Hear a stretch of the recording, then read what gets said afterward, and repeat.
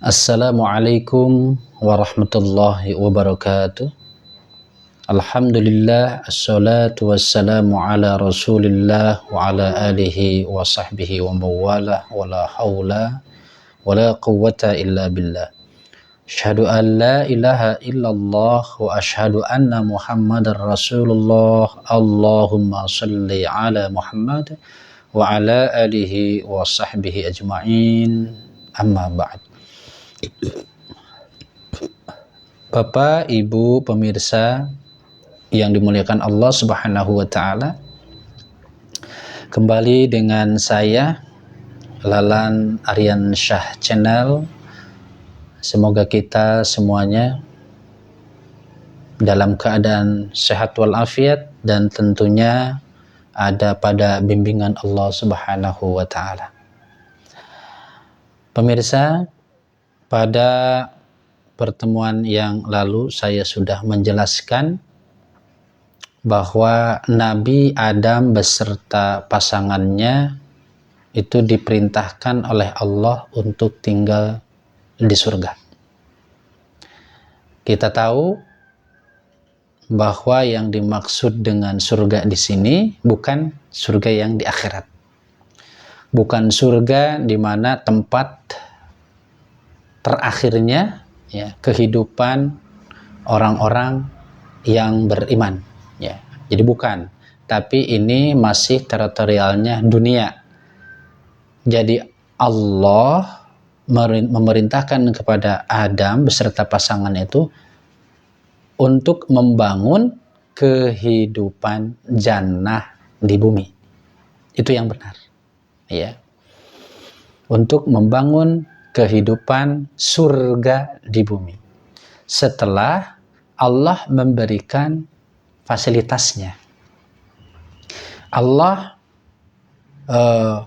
menciptakan bumi sebagai fasilitas ya Nabi Adam gitu beserta pasangannya tadi, umatnya ya, termasuk di dalamnya adalah istrinya, agar bumi itu dikelola dengan baik. Supaya apa? Supaya makmur. Nah, dalam pengelolaannya ini tentunya tidak terlepas dari aturan Allah, gitu loh. Supaya bumi itu baik, teratur, ekosistemnya berjalan dengan baik, maka Nabi Adam mengelola bumi itu dengan aturan Allah, dengan ajaran Allah. Nah, justru sebaliknya ya dijelaskan di surat Al-Baqarah itu kan, ayat yang selanjutnya ya setelah Allah memerintahkan tinggal di bumi, ternyata digodakan oleh setan sehingga tergelincirlah Nabi Adam itu, lalu Allah usir, gitu kan? Allah usir, Allah turunkan kemana? Dari surga ke kehidupan yang ada di bumi. Artinya di bumi, bumi juga, ya, bukannya surga yang di akhirat, tapi kehidupan jannah di bumi setelah Nabi Adam, ya, mengelola bumi ini dengan aturan Allah, maka disitulah munculnya kehidupan jannah ya, karena di sanalah kenikmatannya yang bisa dirasakan, adanya sebuah kebahagiaan di sana, kedamaian di sana, ketenangan di sana, ketentraman di sana ya, kesejahteraan di sana, karena efek atau dampak dari taatnya ya Adam dengan umatnya tadi kepada aturan Allah. Sehingga Allah turunkan apa? Turunkan rahmat kasih sayangnya. Allah turunkan apa? Turunkan keberkahannya. Sehingga makmur. Nah, karena tergoda tadi, ya, oleh siapa tuh? Oleh setan tadi, karena mendekati apa? Ajaran. Ya, wala taqrabu hadhihi syajarah. Padahal itu adalah sebuah pelarangan ya, yang sangat kuat dari Allah. Jangan engkau dekati pohon ini. Nah, maksud pohon saya sudah jelaskan kemarin, ya, bahwa pohon itu adalah bukan pohon secara fisik, pohon yang sebenarnya bukan, tapi pohon ini adalah ajaran. Jadi syajaratun itu bukannya pohon sebenarnya, tapi ini adalah sebuah ajaran. Ajaran siapa? Tentunya ajaran setan. Ajaran yang akan membinasakan, yang akan menyesatkan, yang akan merusak sebuah tatanan kehidupan Nabi Adam pada saat itu. Sehingga Allah itu murka. Allah itu mengusir, akhirnya menurunkan dari kehidupan yang baik menjadi kehidupan yang buruk. Dari kehidupan surga gitu tuh menjadi kehidupan neraka. Jadi sebetulnya kehidupan surga atau kehidupan neraka itu bisa dibangun di bumi juga. Tinggal bagaimana tergantung kita, ya, membawanya, mengelolanya dengan landasan aturan Allah atau tidak, dengan landasan ajaran Allah atau tidak. Kalau dengan ajaran Allah, insya Allah disitulah adanya sebuah kenikmatan di dalamnya, kehidupan surga di dalamnya. Tapi sebaliknya kalau mengikuti ajaran setan, maka disitulah menghadirkan kehidupan nar, kehidupan neraka yang penuh dengan keterpurukan, ya, kenistaan di dalamnya. Itu yang dimaksud. Lalu kemudian, bisakah kita agar lebih jelas lagi memahami tentang jannah itu bisa dibangun di bumi ini? Nah ini, pernahkah Rasulullah menyampaikan, ya, di dalam sebuah hadisnya? Mungkin teman-teman pernah ya dengar bahwa Rasul mengatakan baiti jannati. Jadi rumahku itu adalah surgaku. Nah, Rasul saja bilang baiti jannati, rumahku surgaku. Ini kapan Rasulullah itu mengatakan itu? Apakah di akhirat? Gitu tuh, mengatakannya di akhirat sana atau di dunia? Tentu Rasulullah mengatakannya di dunia, ya, di bumi.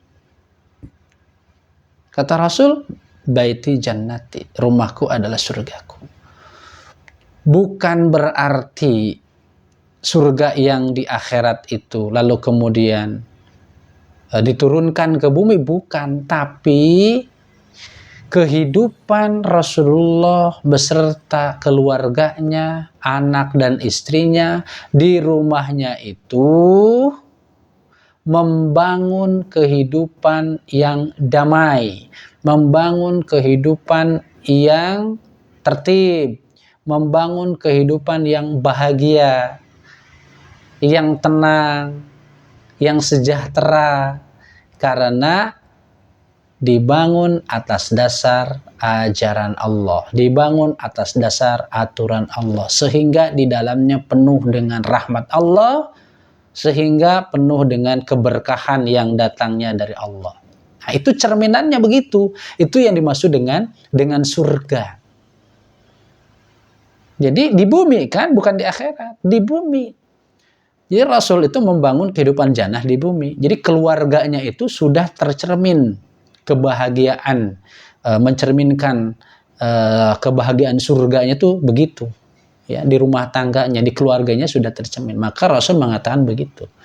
Nah, dengan landasan ini, nah, berarti bahwa Nabi Adam itu diperintahkan oleh Allah membangun kehidupan jannah di bumi. Dengan apa? Dengan aturan Allah, yaitu ajaran Allah, agar bumi ini bisa dikelola dengan baik sehingga makmur, sejahtera, bahagia adanya. Itu yang dimaksud dengan kehidupan surga. Nah, lalu kemudian sekarang kita hari ini, Jadi Nabi Adam itu sebagai apa? Sebagai contoh. Ya. Allah memberikan perintah kepada Nabi Adam itu untuk membangun kehidupan surga atau membangun kehidupan jannah di bumi ini. Apakah itu tidak berlaku kepada kita? Ya, sebagai keturunannya, sebagai anak cucu Adam. Apakah tidak berlaku? Tentu jawabannya adalah itu berlaku buat kita. Jadi kita pun harus bisa membangun kehidupan jannah di bumi, membangun kehidupan surga di bumi. Bagaimana caranya? Tentunya kembali lagi, kita hidup ini harus sesuai dengan aturan Allah. Hidup ini harus sesuai dengan ajaran Allah. Jangan sampai kita menyimpang dari ajaran Allah. Itu yang dimaksud.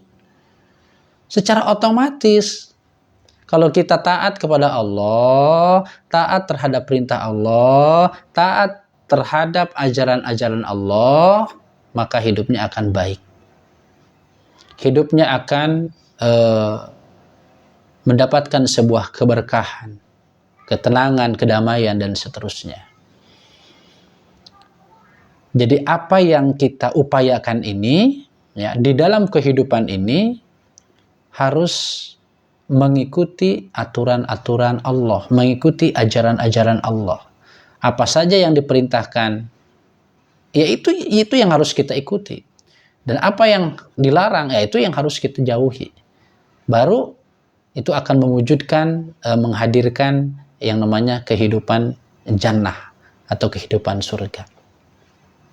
Bukankah kita ini sering ya berdoa, yang doa itu disebutnya doa sapu jagat katanya. Artinya ya penutup lah. Setelah kita banyak baca doa, ya kan, doa ini, doa itu, permohonan ini, permohonan itu, lalu kemudian akhir-akhirnya disimpulkan dengan kalimat Rabbana atina fid dunya hasanah wa fil akhirati hasanah wa qina azabannar.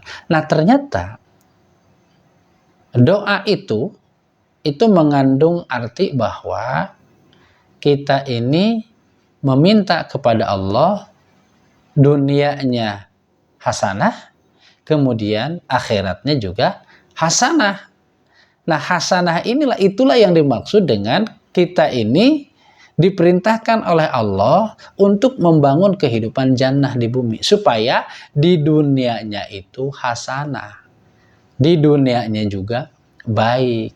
Jadi sebelum kita hidup di akhirat, ya hidup di dunia dulu sebagai apa namanya? Sebagai sebuah jalan untuk mencapai kehidupan akhirat. Jadi adanya otomatisasi. Kalau kita pengen bahagia di akhirat, ya, baik di akhirat, maka di dunia dulu kita ini hidupnya harus mewujudkan kehidupan yang baik. Baru di akhiratnya kita akan mendapatkan kehidupan yang baik. Itu yang dimaksud dengan hasanah. Gitu tuh. Tapi sebaliknya kalau sekarang di dunianya kita tidak mewujudkan ya kehidupan yang baik, ya tidak mungkin alias mustahil kita akan menemukan kehidupan yang baik di akhirat nanti. Itu menjadikan satu rumus ya, menjadikan satu rumus begitu ya. Jadi dunia adalah sebagai sarana penentu gitu, yang akan menentukan kehidupan di akhirat. Kalau di dunianya kita berupaya untuk menjadi orang yang baik, maka insya Allah hasilnya pun akan menjadi baik. Begitu barangkali pemirsa yang pemaparan pada kesempatan ini, dan ini adalah lanjutan ya penjelasan dari materi yang sebelumnya. Bagi teman-teman yang baru katakanlah kali ini ya menyimak video ini, supaya nyambung tentunya harus menyimak video yang sebelumnya sehingga jadi nyambung, ya. Oleh karena itu, supaya kita terus ya mengikuti video-video yang baru, ya, penjelasan-penjelasan yang baru, maka bagi yang belum subscribe, ya silakan di subscribe, ya. Karena itu nanti kita akan bisa menyimak, ya, atau menonton video-video yang baru, gitu. Bila perlu, kalau memang setuju, ya, suka, silakan dibagikan kepada teman-teman yang lain. Karena ini bagian dari ladang amal buat kita dari sisi ilmu. Terima kasih atas perhatiannya. Mohon maaf atas segala kekurangannya. Billahi taufiq wal hidayah. Assalamualaikum warahmatullahi wabarakatuh.